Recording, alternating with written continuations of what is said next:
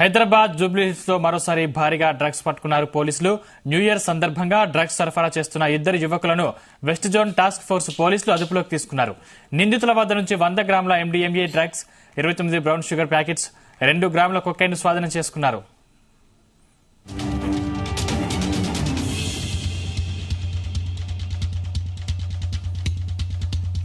New year కోసం పెద్ద మొత్తంలో నగరానికి డ్రగ్స్ తీసుకొచ్చారు నవీన్, సాయి అనే ఇద్దరు నిందితులు. వీరిద్దరూ 4 ఏళ్లుగా నగరంలో డ్రగ్స్ అమ్మకాలు చేస్తున్నట్టు తెలుస్తోంది. ఢిల్లీ, పంజాబ్ నుంచి నేరుగా నగరానికి డ్రగ్స్ తీసుకొచ్చి విక్రయిస్తున్నట్టు సమాచారం. లగ్జరీ లైఫ్ కు అలవాటు పడిన నవీన్ పెద్ద మొత్తంలో అప్పులు కూడా చేశారు. ఈ అప్పులు తీర్చేందుకు లోన్ యాప్ లో కూడా రుణాలు తీసుకున్నాడు. అయితే అప్పులు తీర్చేందుకే నవీన్ నగరంలో డ్రగ్స్ అమ్ముతున్నట్లు పోలీసులు తెలిపారు.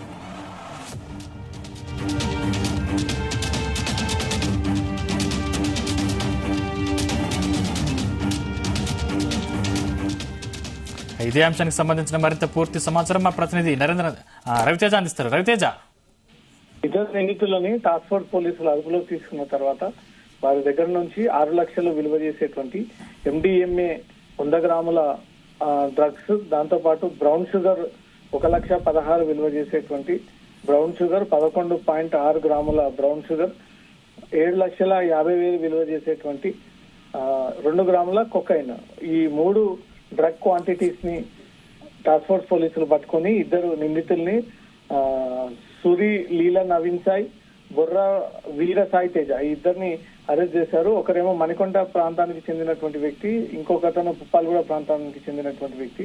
వీరిద్దరు కూడా స్నేహితులు, కలిసి డ్రగ్స్ దందా చేస్తా ఉన్నారు అన్నట్టుగా కూడా పోలీస్ ఇన్వెస్టిగేషన్ లో బయటపడింది.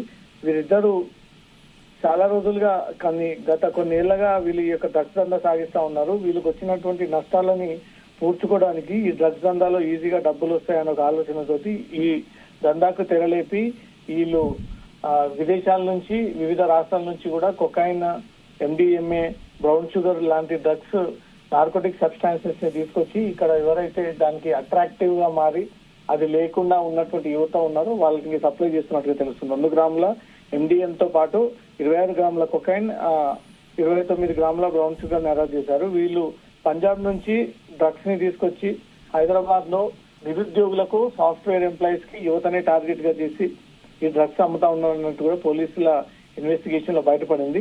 పంజాబ్ లోని ప్రముఖ లవ్లీ యూనివర్సిటీలో చదువుతున్న సూరిలీలా నవీన్, వీరిద్దరిని ఇప్పటికీ పోలీసులు అరెస్ట్ చేయడం జరిగింది. సూరి లీలాతో పాటు వీర సాయి తేజానాన్ని కూడా స్టార్ స్పోర్ట్స్ సంబంధించినటువంటి వ్యక్తి, ఈయనను కూడా పోలీసులు అదుపులోకి తీసుకున్నారు. న్యూ ఇయర్ కోసం పెద్ద మొత్తంలో వీళ్ళు ఇక్కడికి డ్రగ్స్ కి తీసుకొచ్చి ఆ డ్రగ్స్ ని యువతకు అందజేస్తా ఉన్నారన్నట్టుగా కూడా పోలీసులు గుర్తించి ఆ డ్రగ్స్ ని పంజాబ్ నుంచి తీసుకొచ్చి ఇక్కడ ఎవరికి అమ్మాలనుకున్నారు, ఎవరి కోసం ఎదురు చూస్తా ఉన్నారు. వీళ్ళిద్దరు మొబైల్స్ కూడా స్వాధీనం పరుచుకొని వారు ఉన్నటువంటి కాంటాక్ట్స్ లిస్ట్ అన్నిటి కూడా బయటికి తీస్తా ఉన్నారు. గతంలో వీళ్ళు ఏమైనా డ్రగ్స్ సప్లై చేశారా, డ్రగ్స్ సప్లై ముఠాలతో వీరికి ఏమైనా సంబంధాలు ఉన్నాయా, ఆ లిస్ట్ లో వీరు ఉన్నారా లేదా అనేది మాత్రం పోలీసులు వెరిఫై చేస్తా ఉన్నారు. 4 ఏళ్ల నుంచి న్యూ ఇయర్ సందర్భంగా వీళ్ళు డ్రగ్స్ అమ్ముతా ఉన్నట్టు కూడా పోలీస్ ఇన్వెస్టిగేషన్ లో బయటపడింది.